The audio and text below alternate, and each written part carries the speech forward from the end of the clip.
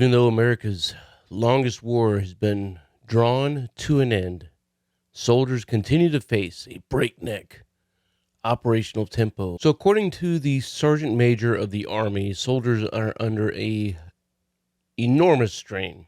And this comes from a article recently posted in the Army Times where the Sergeant Major of the Army was speaking at a symposium in Oklahoma and talking about, what I'm sure most of us know, that for the last 20 years, we've had this war that we've been fighting in the Middle East, and things haven't slowed down. And since then, we've had COVID, and with all that, we have all these operational requirements. We respond to natural disasters, and then we train up, we get certified, we go to JRTC or NTC, and then we pop smoke, whether it's going to Africa. A lot of dudes are going to Africa now. A lot of guys are going to Europe. And he just reiterated this concern that soldiers have more to do and we don't have as many people as we should. Now, what I found interesting in this article was that as the Army Times reported it, the SMA did nothing to say what the solution was.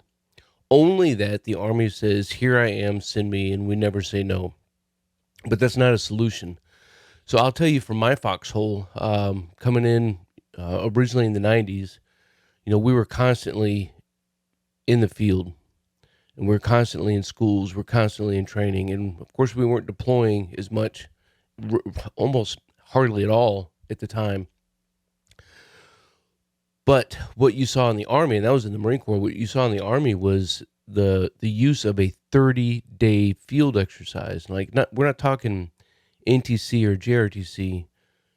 Units would simply go to the field for 30 days at a time. I mean, if you try to do that now, it would break some hearts. Like just getting guys out to the field for a week or for 2 weeks breaks hearts.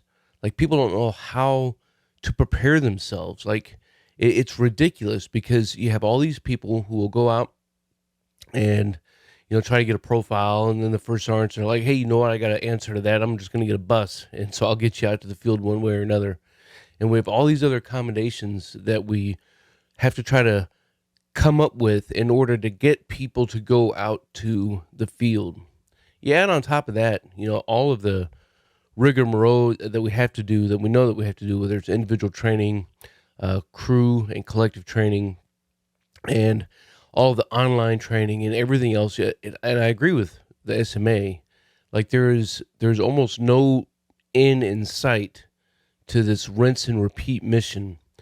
But I'm curious to know what your thoughts are as far as how busy you actually are. I'm not talking about, your motor pool Mondays and all of the other tasks that your battalion or brigade may have for you that doesn't make any sense, whether it's picking up trash, whether it's cutting grass, cutting weeds, whatever that kind of stuff is. But how busy are you actually doing your JOB? How often do you do your actual JOB? I would dare say that most people probably spend more time doing things other than their JOB, but because of all of these requirements that we have. And I think that it is time now to seriously look, right, at what these requirements are and if they are really and truly needed. I'm a firm believer that in order to increase morale, in order to increase lethality, in order to increase readiness, units need to do one thing, and that's get away from the flagpole. You need to get in your trucks, you need to put on some rucks, and you need to head out and go do your freaking job. I have found in my experience that when I've been able to do that, the return on the investment has been out freaking standing because nobody wants to sit around doing inventories for the 14th time. They want to get out and do what they told the Army and what the Army told them that they were going to be able to do, which is their actual JOB. So I don't know. I find it interesting that we would talk about issues. It's something that we always say, as seniors. I've heard it said 1,000 times. Don't bring up a problem unless you have a solution. So I'm sitting here waiting, looking to see what the solution is going to be to this problem of this enormous strain. If I had to take a guess, this whole speech, this whole spiel about the operational requirements all comes down to one thing from this article. For the second year in a row, the Army missed its target recruiting goal. According to AUSA, the Army's projected strength for fiscal year 24 is roughly 951,000, and the total marks a decrease of 20% from these services in strength in 2022. So what this is all going to come down to is going to be a push, I think, ultimately. Here's what the answer is.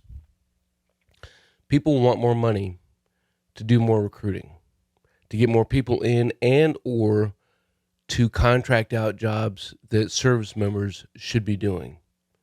If we don't have enough to do it in-house, we have to give it to somebody else to do it. I don't know, team. This is just crazy. Let me know what you think down in the comments below, and we'll keep this conversation rolling. As always, until then, you stay out there, you keep grinding, and you stay stoked.